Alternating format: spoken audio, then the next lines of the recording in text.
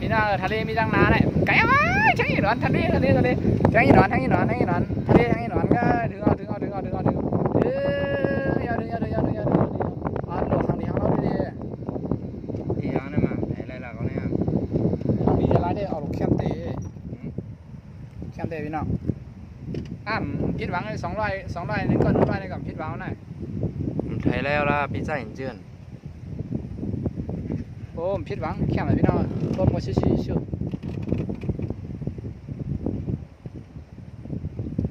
หลีได้วันนี้มาไอ้สิลายักษ์หลีอ่ะเนี่ยมันร่มขึ้นเลยเข้าไปขยายไปเนี่ยอะไรล่ะเน็ตแห้งอย่างอะไรวะเนี่ยนะมาลงนั่นน่ะเป็นเร็วนั่น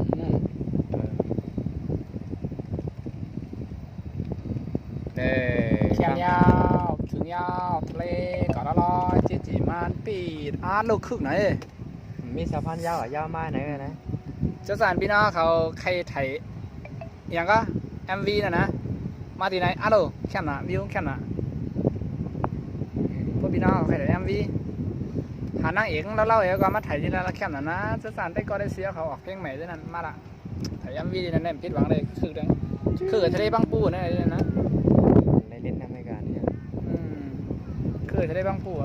ได้ยินนกน้ำทีนี้ถึงจะได้จนตอกน้ำอันนี้ลงไปย่างใช่ไหมแช่มนั่นไหนน้ำไม่พับไปเขาเนาะจัดนา5ไปหนึ่งเนาะ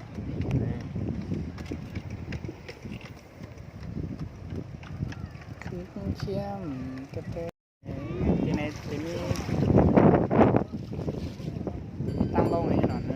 ตั้งลงที่มันตรงอ่ะเนื้อนำดอกไถกระทางนะก็เข้มได้เต็มเลยนะ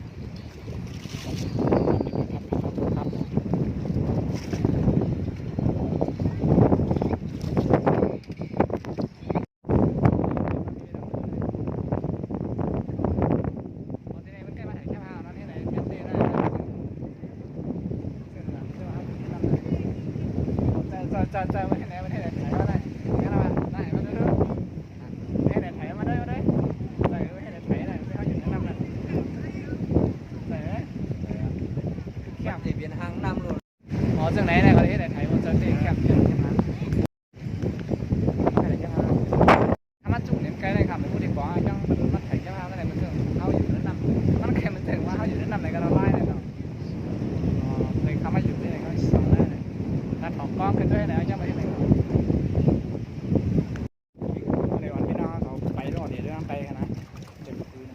้นำที่มันเดินขับอีกนะมือนอีเนี่ยมือนอีไปขอน้ำไม่นะนำของพับเต้นะก็ตามเลยดิกดโต๊ะเขาเองคือแคบพี่น้องโอ้ยเหลี่ยพี่น้องแคบพี่น้องมาเหลี่ยได้เลยนะกาเข้าเหลี่ยก็เสียงเฮียเสียงกาสักยันปัดเข้ามา40 บาทพวกเราให้ฟังก็200กันนั่นเลยแคมหน่อยพี่น้องกดโต๊ะก็ไม่เท่าคือแคมกับพี่น้องเขามาเลดด้วยทะเลเนาะป้องหมอลาเราสึ่งวางสึ่งหันแนวเขาอะตั้งเขามาซ้อมเสื้อตั้งน้องก็คือแคมได้ขนาดเพราะว่า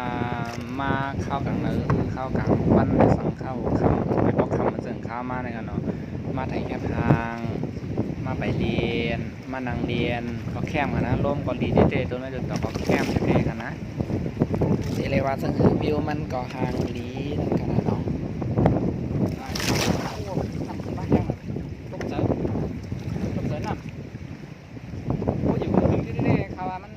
ขึ้นเดชโคมาได้ขนาดไผ่ดังคนไผ่ดังหลังไปเข้ามาเหมือนกันมีทางสะพานไปที่ไหนก็ว่าน้ำท่วมไปแล้วไปแล้ว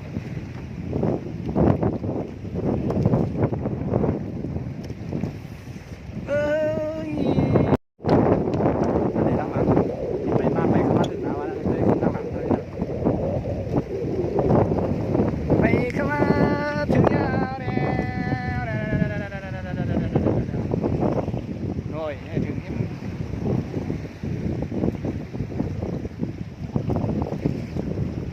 เออคือแข็งขอทั้งเอ็น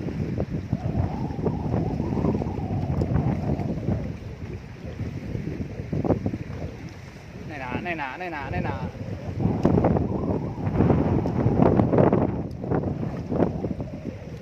สุดอะพี่น้องเจอกันแน่วะถึงที่ยอดฮอตดีไปกันว่าเนาะถึงนี้แหละสุดที่ไหนตั้งไหนก็เดี๋ยวเขาปั๊มไม่ยาวถึงตัวไหนเป็นน้ำเมื่อไรวะเขาปั๊มได้ตั้งไหนก็ไปก่อพี่ดังเนาะไปไกลนะไปไกลขอตั้งไหนก็ได้เป็นที่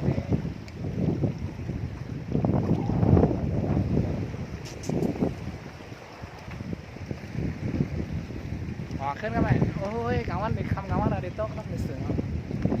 โอ้ที่ในแคมป์ด้วยหนึ่งโฮคาใน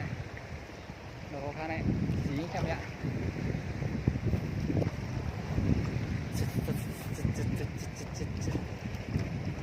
ออกขึ้น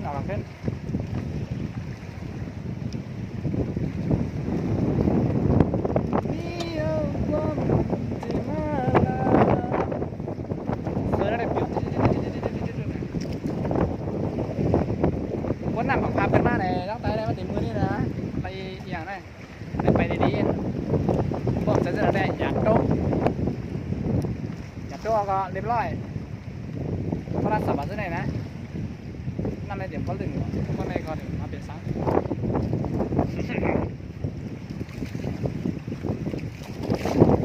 ข้าวต้องข้าวเลย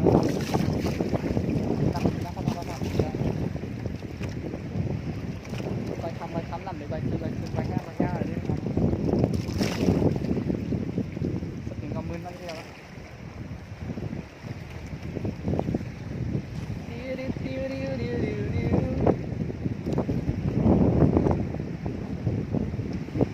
มันกันมาเลยได้ละเฮ็ดหวังดีเหล่นี่ดีนะกลางวันว่ากลางค่ำว่าเพราะกลางค่ำในประเด็นปีก6 โมงเหมือนกันเหรอประเด็นปีก6 โมงนะ6 โมงวันที่ฮะ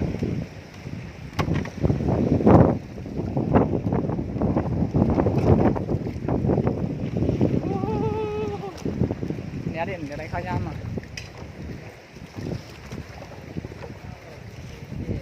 ลีเหล่ได้ค่ะนะลีเหล่ได้น้ำโดยได้ก็อยู่เหนือได้มาประมาณ2 เกาะบนเอพิกอะไรครับเน็ตนี่นะเห็นไหม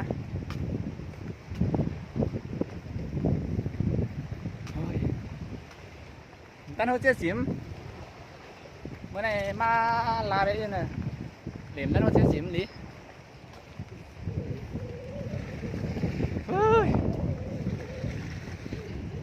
กึ่งกลางอยู่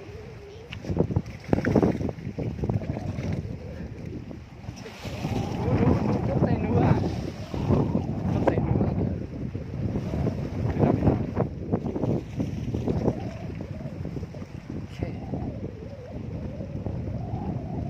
ไปมากกว่าในเชิงที่จอดรถไฟฟ้าไปเหรอไกลไปงั้น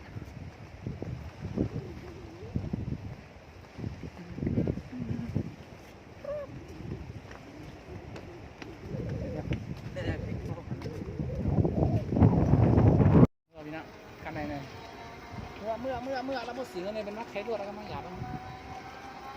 ตั้งหัวเจี๊ยบมาได้มาละมาไก่มาละคำไหนอยู่มาละนั่นแหละที่เขามาคำเรามันดึกเขามากมั้งหมอเป็นได้คำว่าดอกสลายอยู่มาไข่อยู่มาไข่นั่นน่ะกินแล้วดึกเขามากโอ้มาเจอไถ่บ้างน้อยแล้วหรอช่วยเขาหน่อยเมื่อรับเสือพี่น้าเมื่อรับเสือเมืองพระราม2แนวเรากันไหนเมื่ออะไรเมื่อพระราม2ไม่ได้ไงเลยยังจำไม่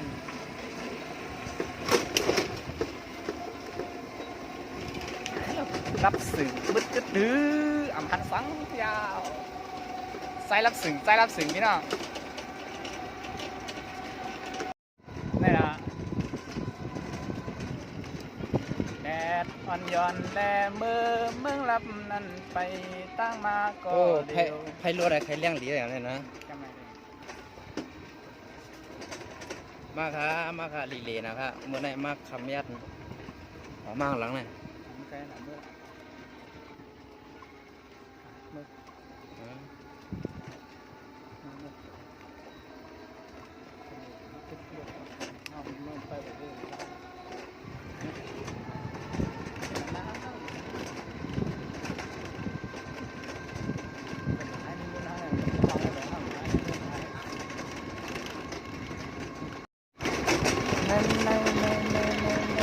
ใครรถบนด้านหลังเขาเราน่ะ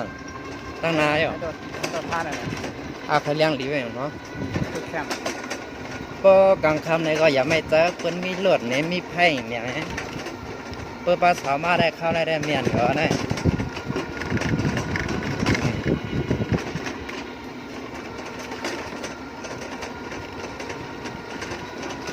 ยิ้มแก้มยาวกว่ามันสุนลา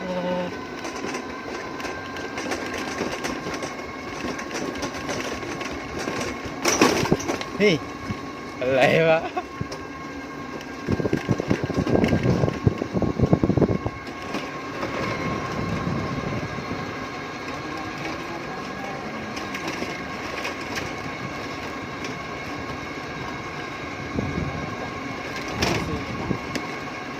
เดี๋ยวถ้าได้ก็เปลี่ยนชิปไว้ไว้แล้ว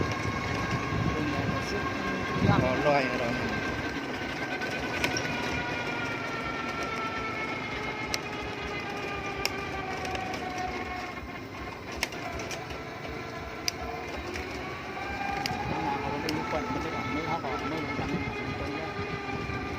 ไอ้รถเขาเลี้ยงดีเปิดเนี่ย จักรยานเลยโทรศัพท์นี่นะ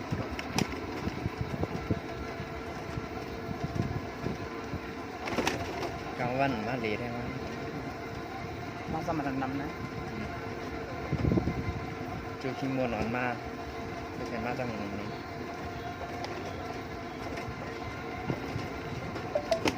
ย่อมไกลแล้วเนี่ยมันไกลแล้วดินะผมว่าเปิงนั่งสะพานแดงจำสะพานแดงอยู่ มีสาวเล่นนั่งที่ไหนอ่ะก็สาวเด้ไหม ก็ไม่ก้าวเสาอันมันหลีกันได้หรอ อืม มันหลีกันในคืน